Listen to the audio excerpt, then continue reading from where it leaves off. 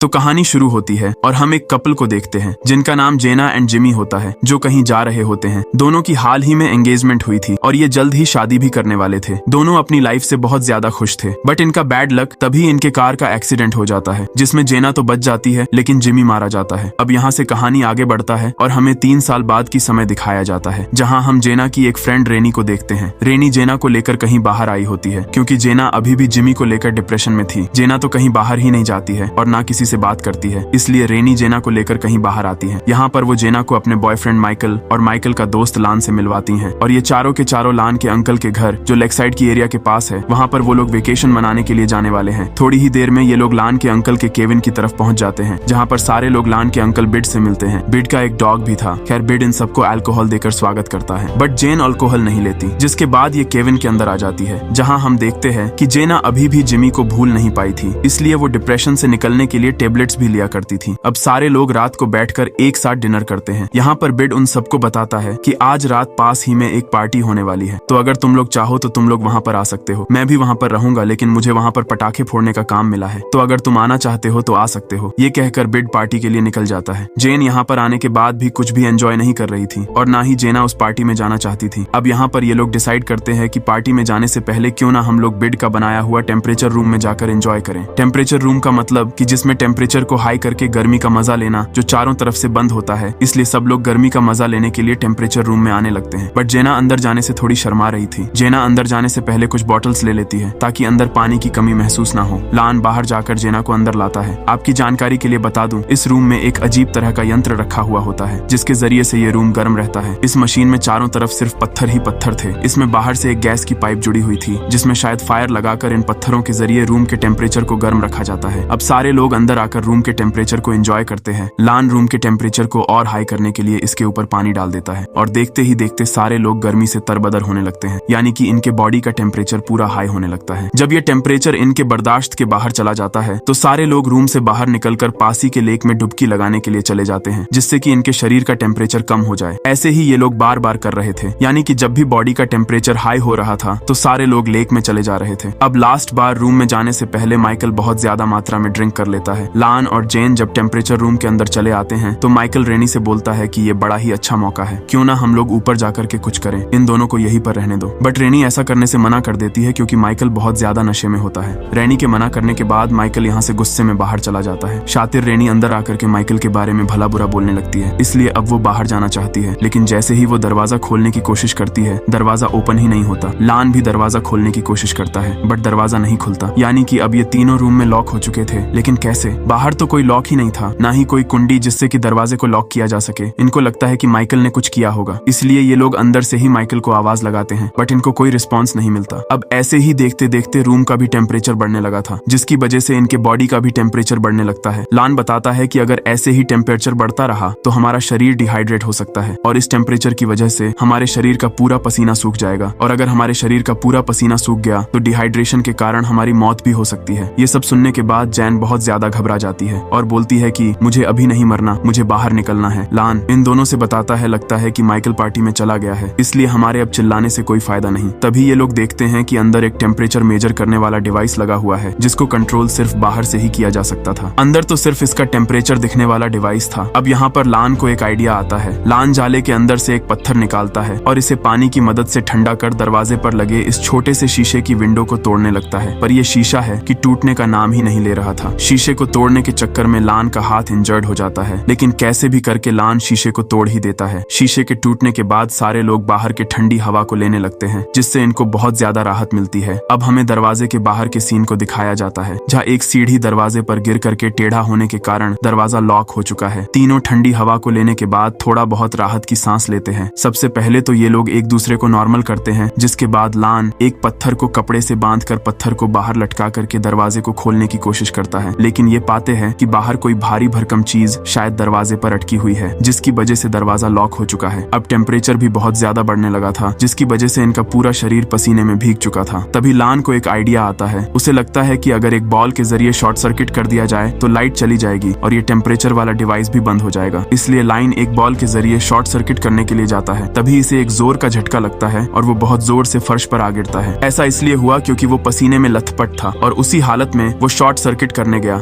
झटका तो लगेगा ही ना। दूसरी तरफ हम देखते हैं कि विड फायर क्रैकर जलाने के लिए आ चुका था और उसका डॉग भागते हुए केविन की तरफ आता है, जो बाहर से ही अंदर फंसे इन लोगों को सूंघ लेता है और भौंकने लगता है। कुत्ते की आवाज सुनकर कि ये लोग भी चिल्लाने लगते हैं इस उम्मीद में कि बिड भी यहीं पर कहीं होगा। सारे लोग चिल्लाते चिल्लाते थक जाते हैं पर उन्हें कोई रिस्पॉन्स नहीं मिलता। तभी बाहर की तरफ डॉग को देखकर माइकल वहां पर आता है और बोलता है कि हे बड़ी, क्या हुआ, भौंक क्यों रहे हो। तभी ये लोग माइकल की भी आवाज सुन लेते हैं और माइकल को चिल्लाने की कोशिश करते हैं, पर तभी बिड फायर क्रैकर्स जलाने लगता है, जिसके आवाज के बीच इनकी आवाज दबकर रह जाती है और माइकल डॉग को लेकर यहाँ से जाने लगता है। माइकल बिड से मिलता है, जहाँ वीड उससे पूछता है कि तुम्हारे दोस्त लोग कहाँ हैं, जिस पर माइकल बोलता है कि लगता है कि वो लोग मेरे बिना ही पार्टी में चले गए हैं, जिसके बाद वो दोनों यहाँ से निकल जाते हैं। इधर इन लोगों की गर्मी से बुरी हालत हो चुकी थी, ना तो इन लोगों के पास पीने के लिए पानी बचा था और ना ही कोई उम्मीद कि कोई उन्हें बाहर निकाल ले। तभी रैनी उठती है और उस टेम्परेचर बताने वाले डिवाइस को तोड़ने के लिए जाती है, इस उम्मीद में कि इसके जरिए शायद ये टेम्परेचर रुक जाए, बट जैन रैनी को ऐसा करने से मना करती है। पर रैनी नहीं रुकती। जैन रैनी को रोकने के चक्कर में उसी पत्थर से रैनी पर हमला कर देती है, जिससे रैनी वहीं पर बेहोश हो जाती है। ऐसा करने के बाद जेनी को खुद से ही गिल्टी फील होने लगती है और गुस्से में खुद ही उस टेम्परेचर डिवाइस को तोड़ देती है, जिसके फौरन बाद ही लान और जैन देखते हैं कि जिस मशीन के जरिए रूम का टेम्परेचर बढ़ रहा था, उस डिवाइस को तोड़ने की वजह से रूम का टेम्परेचर और भी हाई हो जाता है। ये देखकर लान पागलों जैसा बर्ताव करने लगता है, क्योंकि पहले से ही उस रूम की टेम्परेचर बहुत ज्यादा था, जो अब और भी बढ़ गया है। इस पागलपन में लान उठता है और इस टेम्परेचर मशीन को ही तोड़ने लगता है। उस मशीन को तोड़ने के बाद वो खुद भी मारा जाता है। थोड़ी देर बाद जैन देखती है कि रेनी भी अब होश में आने लगी थी। जैन रेनी को गेट के विंडो के पास ले जाकर एक कपड़े के जरिए रूप से लटका देती है और रेनी का चेहरा विंडो की तरफ कर देती है ताकि वो ताजी हवा ले सके। अब ये टेम्परेचर मशीन तो टूट चुका था, लेकिन इससे गैस अभी भी लीक हो रहा था। तो जैन सबसे पहले यहाँ के सारे पत्थर को हटाती है और एक लकड़ी के जरिए इस पाइप को बंद कर देती है। दूसरी तरफ हमें माइकल को दिखाया जाता है, जो यहीं पर सोया हुआ था। तभी हमें एक फ्लैशबैक दिखाया जाता है, जिसमें माइकल जब रेनी से बोलता है कि चलो कुछ करते हैं, और उस वक्त रैनी उसके साथ ना जाकर के अंदर चली गई थी। तब माइकल गुस्से में यहाँ से निकलते वक्त उसके पैर से एक सीढ़ी लगकर गिर जाता है और माइकल ड्रंक होने के कारण उस सीढ़ी को दरवाजे पर ही अटका देता है। अब जब वो लोग यहाँ से निकलने के लिए जाते हैं तो वो सीढ़ी नीचे सड़क जाता है, जिससे दरवाजा खुल नहीं पाता और तीनों यहाँ पर लॉक हो जाते हैं। अब रात को हम देखते हैं कि बिड जब केविन की तरफ आता है तो वो देखता है कि चीजें इधर उधर पड़ी हुई हैं और साथ ही वो अंदर लटकी हुई रैनी को भी देख लेता है। कुछ समय बाद हम देखते हैं रेनी और जैन को रेस्क्यू कर लिया गया है और इन्हें हॉस्पिटल ले जाया जा रहा है, पर उस घटना में लान नहीं बच पाया था। माइकल को अपने करतूत पर बहुत पछतावा हो रहा था, लेकिन अब इससे कोई फर्क नहीं पड़ता। और इसी के साथ ये मजेदार कहानी यहीं पर खत्म हो जाता है। दोस्तों, कैसी लगी आपको ये कहानी कमेंट में बताना जरूर, और ये भी बताना कि क्या कभी आपके साथ ऐसा कोई इंसिडेंट हुआ है।